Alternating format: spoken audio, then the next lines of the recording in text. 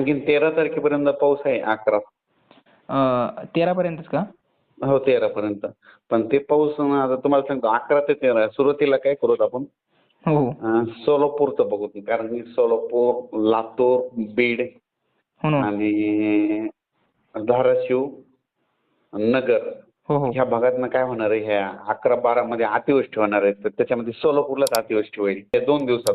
हो हो. सोलापूर जिल्हा, सोलापूर, पंढरपूर, तुळजापूर ह्या भागामध्ये हो ना, हो ना. अतिवृष्टी पाऊस होईल म्हणजे. हो. आणि त्याचा फायदा काय होईल लातूरच्या त्या मांजरा नदी आहे ना नदी हो. मांजरा धरण आहे तिला पाणी येईल तर त्याच्यामुळे लातूरला पिण्याच्या पाण्याचा प्रश्न मिटत आहे समजा. हो हो. सोलापूरमध्ये पाऊस पडणार आहे. तिकडे पुण्याकडे पाऊस पडणार आहे तर उजनी धरणाला पाणी यायला सुरुवात होईल. उजनी धरणार पण का? हो.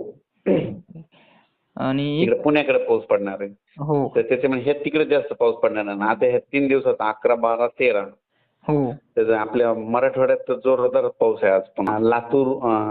लातूर, बीड, परभणी, जालना, संभाजीनगर तसेच धाराशिव, त्याच्यात सातारा, सांगली, सोलापूर, नगर, नाशिक, इकडं जळगाव आणि इकडं बुलढाण्यापर्यंत सिंदखेड तिकडल्या याच्यापर्यंत जळगाव जामोदपर्यंत हे पाऊस इथपर्यंत जोरात पडणार आहे आता ह्या 2-3 दिवसात. आज उद्या परवा समज.